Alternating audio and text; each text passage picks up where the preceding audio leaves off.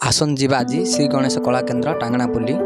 जी owner अच्छा सी हूँ जीतू भाई सबुगुड़ा मूर्ति अति सुंदर भाव कलर हो जाए आसतु देखा।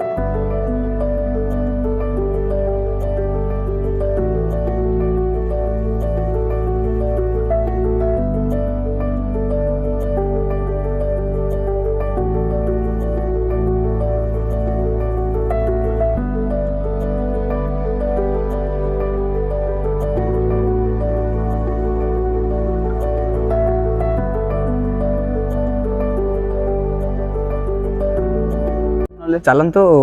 श्री गणेश कला केन्द्र आमर जोटा कि अच्छी टांगणापल्ली ओनर भी से जीतू भाई अच्छा पचारि बुझा सब टोटल कलर हो जाए। जीतू भाई जय श्री गणेश नमस्ते। नमस्ते कौन काम चली बर्तमान आमर फाइनल काम शेष काम चलती पेंटिंग तो हाँ सबुगुड़ा पेंटिंग हो गलानी। एठी केतटा मूर्ति बनाई से आपण जहाँ बड़ 10 फुट एभव सब बनई एठी कौन केतटा मूर्ति अच्छी केते साइज बनई तो काम शेष भाव गलानी। एथि भाई 31टा गणेश बनाई बड़ मूर्ति गोटे 10 फुटिया 5टा कराई 8 फुटिया गोटे 20टा खंडे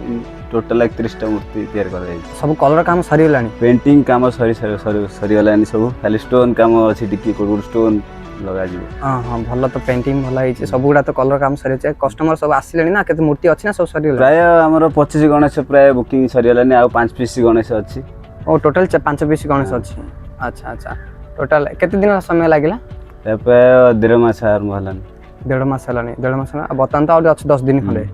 काम सरी गलानी सब गुडा बहुत भलो पेंटिंग हेछि। अच्छा अच्छा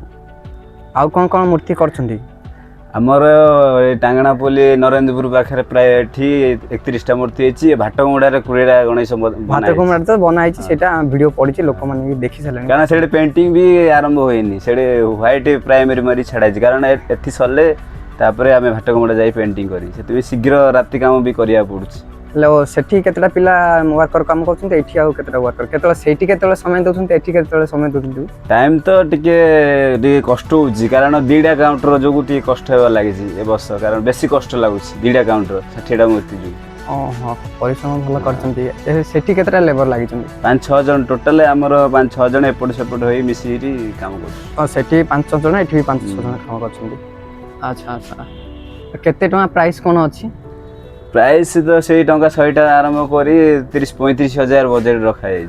हाँ हाँ माने 35 हजार केते फुट रहिबो जदि कस्टमर जन आम आसीबो तांका पाखरे 6,000-7,000 बजेट आजकल तो नॉर्मल मीडियम बजेट 10,000 बिल रहउची तो कस्टमर जो आसीबे आसिले कंफर्म मूर्ति नहीं परिबे तो हाँ सब वेराइटी अच्छी हमर 5,000 स्टार्टिंग करी 35,000 कहली परा सब वेराइटी अच्छी कारण एबे प्लास्टर पर से मूर्ति जो भी माटी मूर्ति भी चाहिदा कमी गले ना बर्तमान मार्केट रे गणेश पूजा पे तो माटी मूर्ति ही चली ना प्लास्टर बेरिस मूर्ति पूजा करू नांती लोक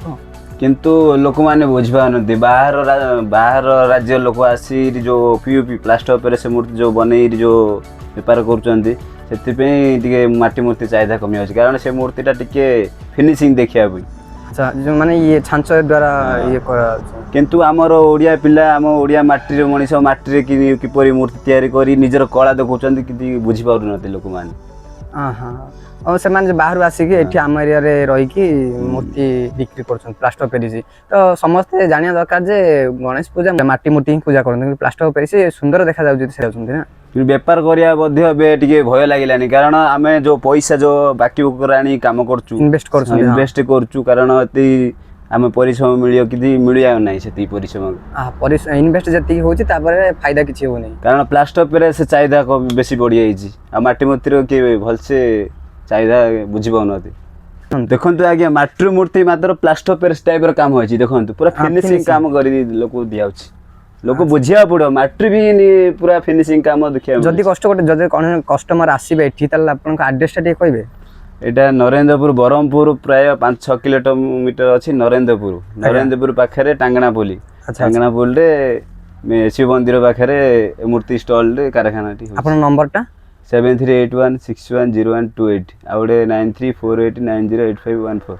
ठीक कांटेक्ट नंबर बुकिंग करिया।